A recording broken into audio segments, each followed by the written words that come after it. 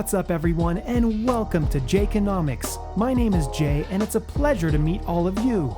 On this channel, we take a look at anything related to finance with a strong focus on investing. So if that sounds like something you want to be a part of, then please consider subscribing and liking this video to help me on my quest to befriend the big, bad YouTube algorithm. What's up everyone, and welcome back to Jayconomics. In this video, we're going to discuss two more SPACs that I just bought into. We've had tons of success pointing out winning SPACs on this channel early. We've hit on all of our SPAC picks in the past month, and today we're going to bring you two more. We'll get into which ones and why. Before we get into it, if you want to grow your portfolio exponentially, be sure to check out our Smart Money Squad Patreon. There are various tiers for your goals and budget. You get my buy and sell alerts instantly, my weekly watch list and entry points every Sunday, as well as updates throughout the week whenever I see something interesting in the market, and of course, access to the private Discord. The link for that is in the description below. We also have a free Discord with over 3,000 investors, so be sure to join that.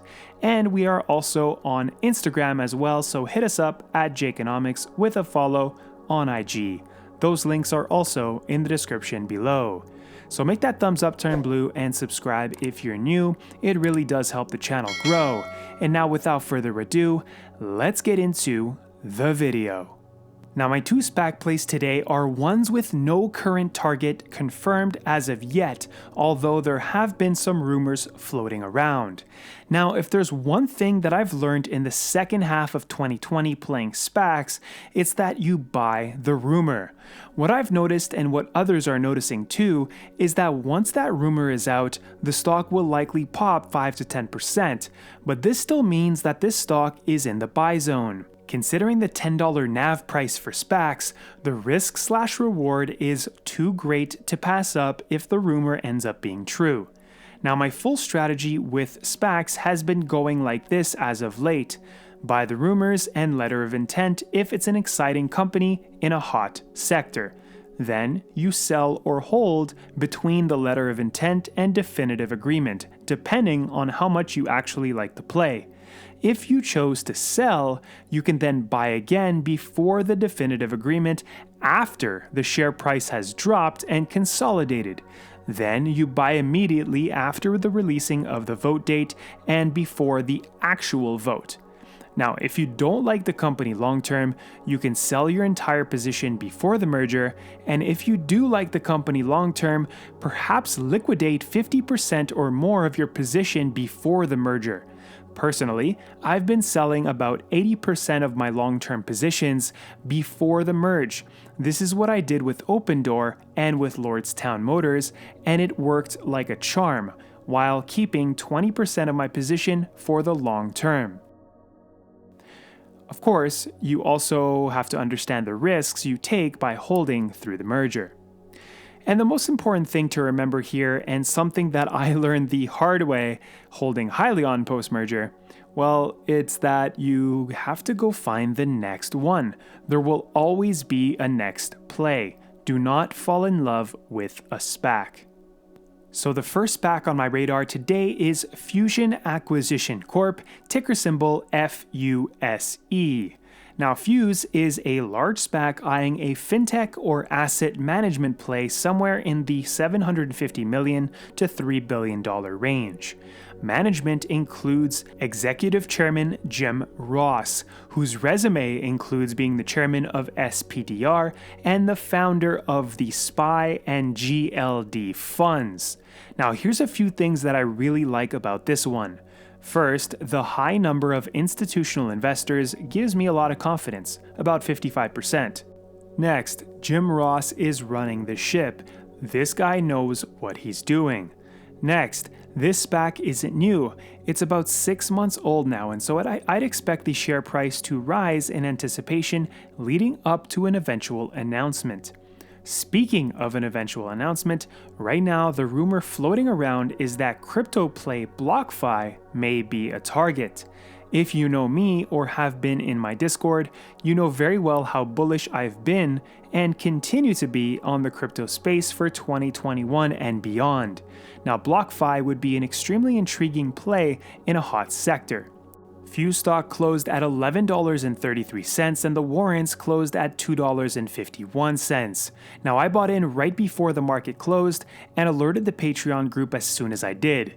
I now own 450 warrants at $2.42.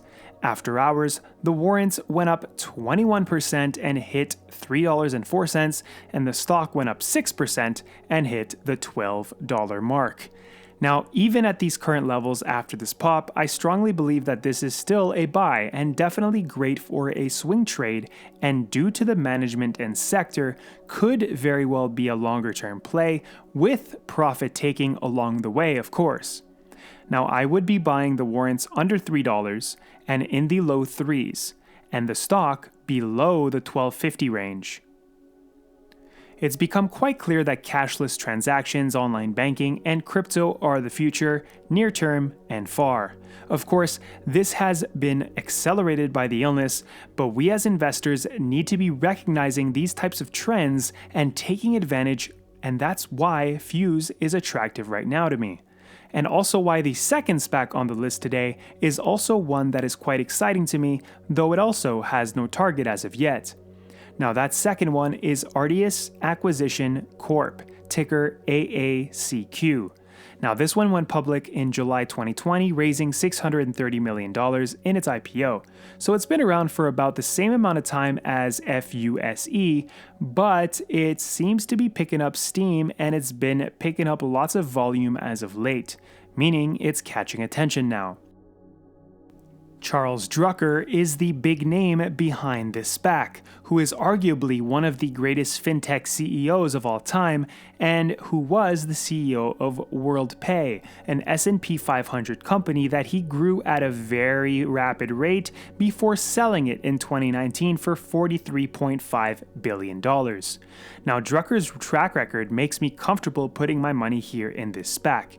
Outside of Drucker, the rest of the management team also has extensive experience in financials and technology. A private fintech company like SoFi or even BlockFi could be options here too. Now, for many of the same reasons that I'm bullish on Fuse, those same reasons apply to AACQ. Now, AACQ stock closed at $10.54 today, and the warrants closed at $2.51.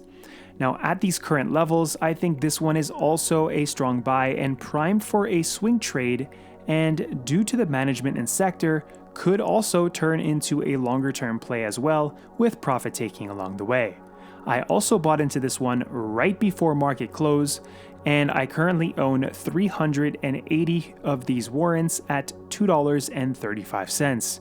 After hours, the warrants went up 11% and hit $2.58, and the stock went up 3% and hit $10.86.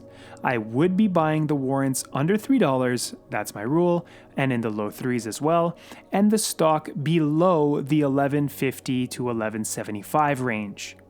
So that wraps it up for today's episode. I hope you guys enjoyed the video and that it gave you a good insight on a few more SPACs to keep on your radar, as well as give you an idea about the warrant strategy that I use. And guys, if this video brought you some value, then please smash that like button for me, as it really does help the channel a lot. And if you want more content like this, then don't forget to subscribe and turn on that notification bell to be notified when any new video comes out. And of course, check out the Patreon if you want access to all of the perks like the private Discord and access to all of my stocks and plays in a timely fashion and much, much more.